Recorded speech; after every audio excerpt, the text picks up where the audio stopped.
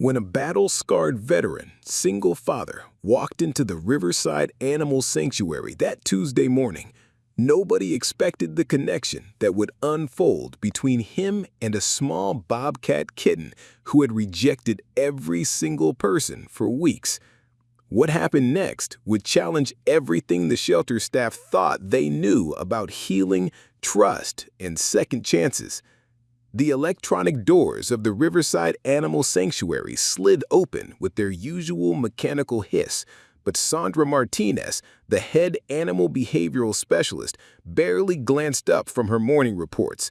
Another quiet day at the sprawling facility nestled in the rolling hills outside Cedar Falls, Montana. But her attention was immediately drawn to the far corner of the exotic cat section, where a small cage held their most puzzling resident. Kodiak was unlike any animal they'd ever housed. The young bobcat kitten had arrived 6 weeks ago after being found alone on a hiking trail, presumably orphaned. His distinctive silver-gray coat with dark rosettes and piercing amber eyes made him undeniably beautiful. Yet something about him unsettled both staff and visitors alike. Where other animals in the sanctuary showed some interest in human interaction, Kodiak displayed an almost supernatural indifference to everyone who approached his enclosure. Dozens of potential adopters had inquired about the striking kitten. Families with exotic pet experience, wildlife rehabilitators, even a photographer who specialized in wild animals had all made special trips to meet him. Each encounter followed the same disturbing pattern. The moment humans approached his cage, Kodiak would retreat to the furthest corner, turn his back completely to them, and remain motionless as stone. He wouldn't acknowledge their voices, ignore offered treats, and showed zero response to attempts at interaction.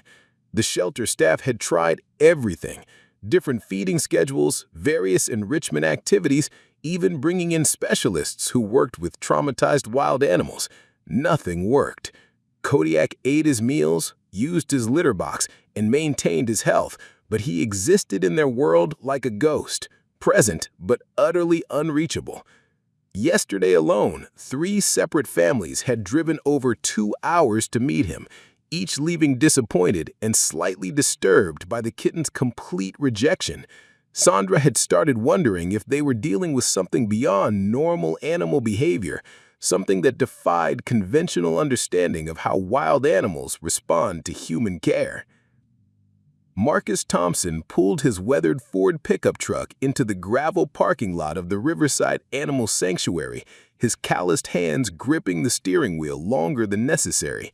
The morning sun cast harsh shadows across his face, highlighting the thin scar that ran from his left temple to his jawline, a permanent reminder of his 3rd deployment in Afghanistan. At 34, he looked older than his years, carrying the weight of experiences that most people couldn't imagine. The past 18 months as a single father had been the hardest battle of his life, harder even than the roadside bombs and firefights overseas. His 8-year-old daughter, Emma, had been asking for a pet since her mother left them both behind for a new life in California, abandoning her family without explanation or apologies. The divorce papers had arrived while Marcus was still recovering from his service-related injuries, adding legal battles to his already overwhelming struggles with civilian life. Emma's therapist had suggested that caring for an animal might help both of them process their abandonment issues and create new positive routines in their quiet house on Pine Ridge Road. Marcus had resisted the idea for months, convinced that he could barely manage taking care of his daughter, let alone another living creature. His disability checks from the VA covered their basic needs, but money was always tight, and the last thing they needed was additional responsibility. But watching Emma withdraw further into herself each week, seeing her fake smiles and hearing her quiet tears through thin bedroom wall, had finally broken down his resistance. She deserved better than a father who jumped at loud noises and sometimes disappeared into his own head for hours at a time. Maybe having something small and vulnerable to protect would give them both a sense of purpose beyond just surviving each day. The sanctuary had been recommended by another veteran from his support group, someone who claimed that caring for rescue animals had helped him reconnect with feelings he thought he'd lost forever in the desert. I'm Kodiak. Preparing and narrating this type of story took us long efforts and hard work, so if you are enjoying the story, please consider subscribing to our channel. Sandra met Marcus at the reception desk, immediately noticing the way he held himself with military precision despite the slight limp in his left leg. His weathered hands showed old scars, and his eyes carried the particular alertness she'd seen in other veterans who'd visited the sanctuary over the years. When he explained his situation, mentioning Emma's need for companionship and his hope that caring for an animal might help them both heal, Sandra felt a familiar pang of sympathy. She led him through the various sections, showing him friendly dogs and sociable cats that would be perfect for a family environment. Marcus politely observed each animal, asking practical questions about care requirements and temperaments, but Sandra could sense his distraction. Something was pulling his attention elsewhere, though she couldn't identify what. As they passed the exotic animal section, Marcus stopped abruptly in front of Kodiak's enclosure. The Bobcat Kitten was lying in his usual position, back turned to the walkway, apparently asleep in the morning sunlight. Sandra immediately launched into her standard warning about Kodiak's behavioral issues, explaining his complete rejection of human contact and the dozens of failed adoption attempts. But something unprecedented was happening.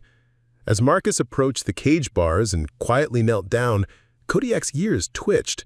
The kitten slowly turned his head, amber eyes focusing directly on the veteran's face. For the first time in 6 weeks, Kodiak moved toward the front of his enclosure instead of retreating. Sandra stopped speaking mid-sentence, watching in stunned silence as the Bobcat Kitten approached the cage door with curious, cautious steps. Kodiak's nose twitched as he analyzed Marcus's scent, and his typically rigid posture relaxed slightly.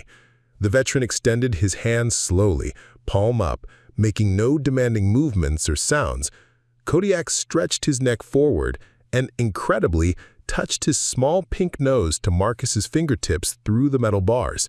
The contact lasted only seconds, but it was more interaction than the kitten had shown to any human since arriving at the sanctuary.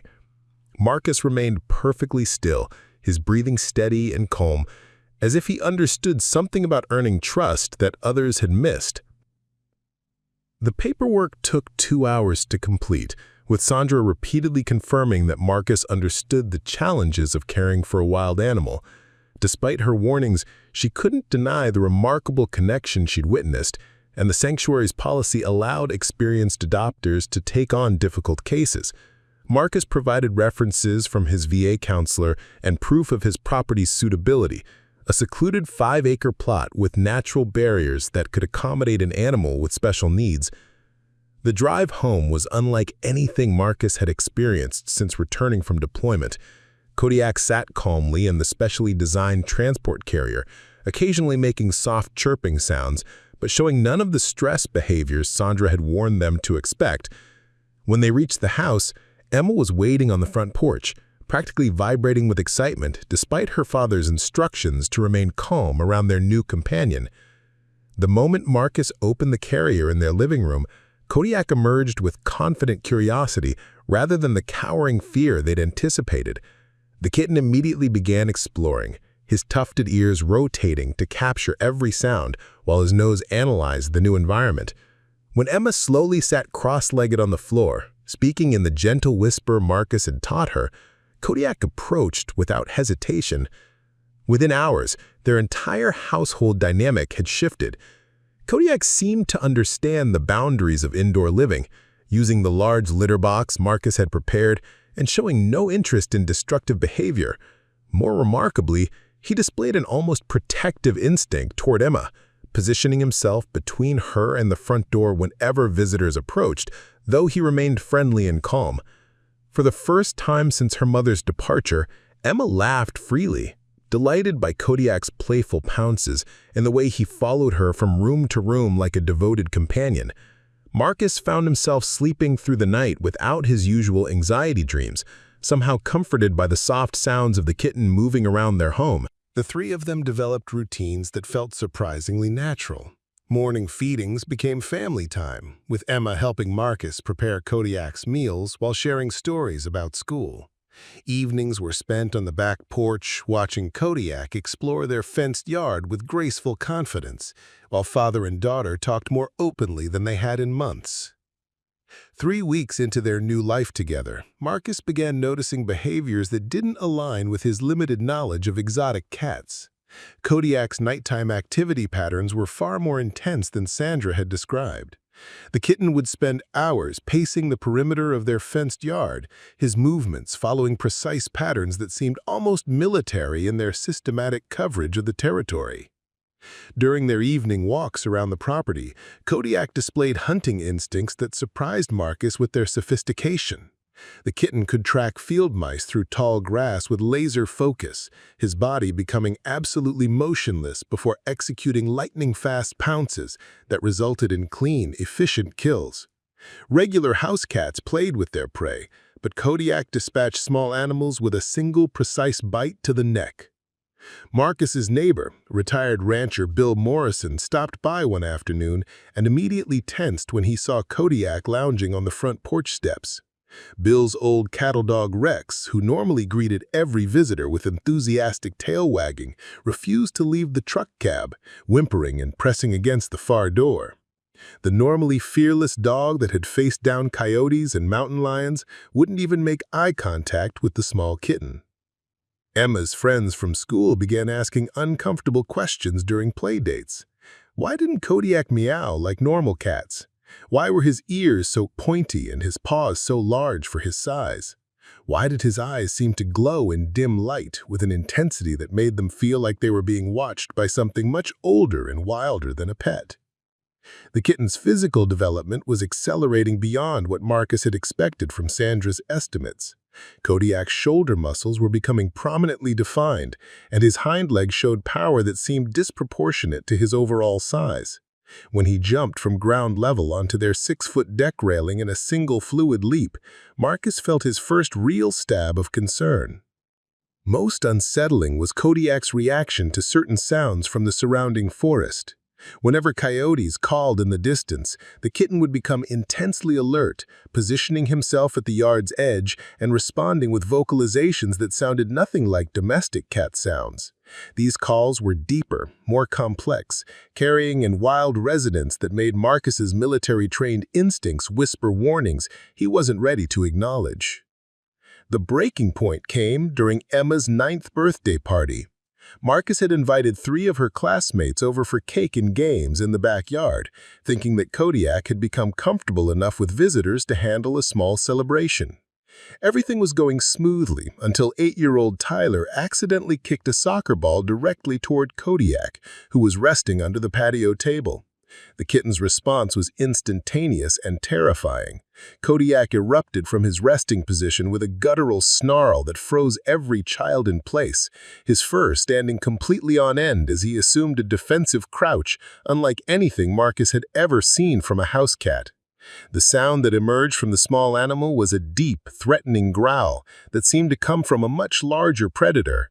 The children scattered toward the house, crying and frightened, while Marcus quickly scooped up Kodiak, who continued making aggressive vocalizations for several minutes. After the traumatized children were picked up by concerned parents, Marcus spent that evening on his computer, finally researching the behaviors that had been troubling him for weeks. His search terms evolved from aggressive house cats to wild cat behavior, to, eventually, young bobcat characteristics. The images that filled his screen made his blood run cold.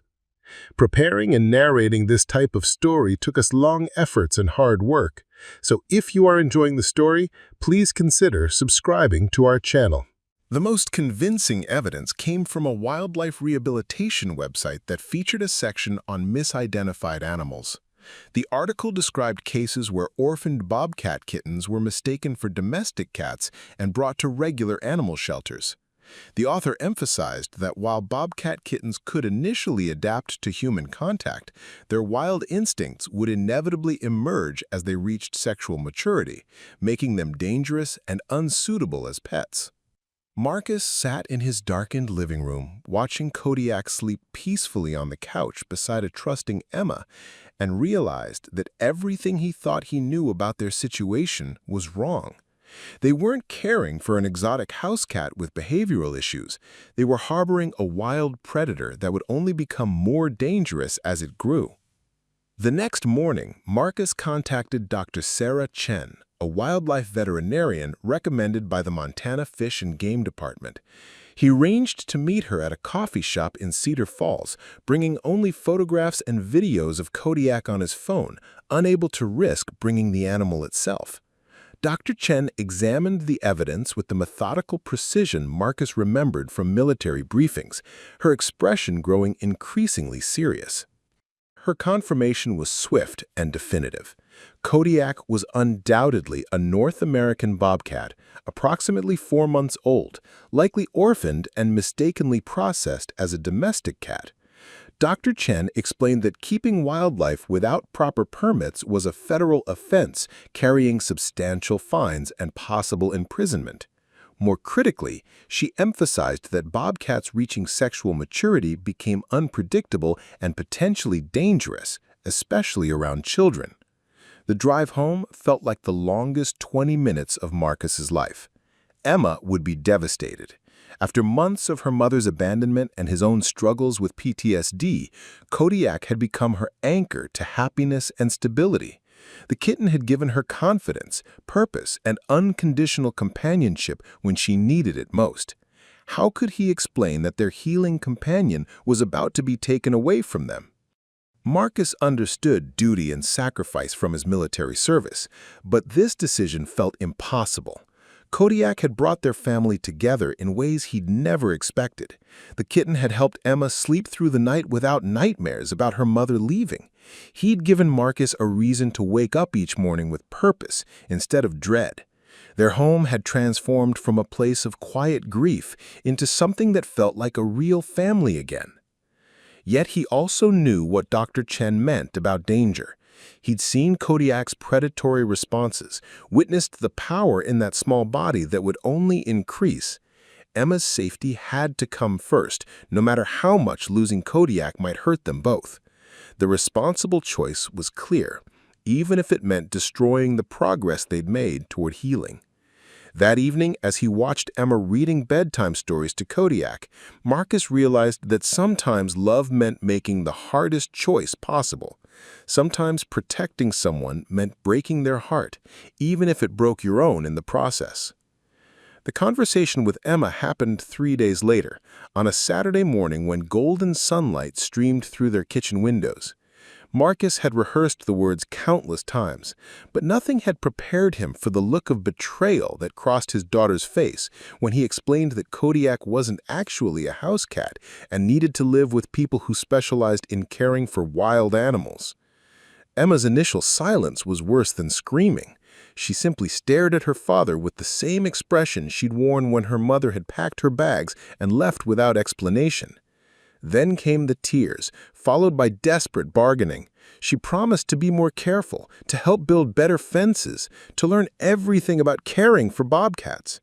When Marcus remained firm, she accused him of being just like her mother, someone who abandoned the things they were supposed to protect. Her words cut deeper than any enemy fire he'd faced overseas, but Marcus held his ground. He explained that keeping Kodiak meant putting him in danger too, that wild animals belonged in environments where they could be truly happy and safe. He promised Emma that this decision came from love, not convenience, though he wasn't sure she believed him. Dr. Chen had recommended the Wild Haven Sanctuary, a specialized facility 3 hours north that rehabilitated orphaned predators. The director, Michael Reeves, had 20 years of experience with bobcats and assured Marcus that Kodiak would have the space, proper diet, and eventual companionship with his own species that he needed to thrive. The appointment was scheduled for the following Tuesday. Marcus spent the weekend documenting Kodiak's favorite foods, his sleeping patterns, and the toys that brought him joy. He wrote detailed notes about the kitten's personality quirks and preferences, wanting the sanctuary staff to understand that they weren't just receiving another animal, but a unique individual who had touched their lives profoundly. Emma refused to speak to her father for 2 days, eating her meals in silence and spending most of her time in her room. Only on Monday evening did she emerge, red-eyed but determined, asking if she could write a letter for Kodiak's new caretakers. The goodbye at Wildhaven Sanctuary was both heartbreaking and beautiful. Emma read her letter aloud to Kodiak, explaining that she loved him enough to let him be wild and free. The young Bobcat seemed to sense the change coming, nuzzling both Emma and Marcus one final time before confidently exploring his new spacious enclosure filled with trees, streams, and natural hunting grounds. 6 months later, Michael Reeves sent them updates that brought tears of joy instead of sorrow. Kodiak had grown into a magnificent bobcat, successfully hunting on his own and showing interest in a female bobcat named Luna. The scared, rejected kitten had become a confident apex predator, exactly as nature intended. Emma threw herself into wildlife conservation, starting a school club that raised money for animal sanctuaries. Marcus began volunteering with other veterans who struggled with civilian life, sharing how caring for Kodiak had taught him that healing sometimes meant having the courage to let go. Their bond as father and daughter had grown stronger through the experience of loving something enough to sacrifice their own happiness for its well-being. On Emma's 10th birthday, they visited Kodiak at the sanctuary. Though he'd grown almost unrecognizably large and powerful, the bobcat approached their viewing area and sat quietly for several minutes, amber eyes meeting theirs with what seemed like recognition and gratitude. Then, he turned and disappeared into the forest, wild and free as he was meant to be. If this story touched your heart and reminded you that sometimes the greatest act of love is letting go, please hit that subscribe button and ring the notification bell. Share your own stories of difficult but necessary choices in the comments below. Your support helps us bring you more inspiring tales of courage, sacrifice, and the unbreakable bonds between humans and animals.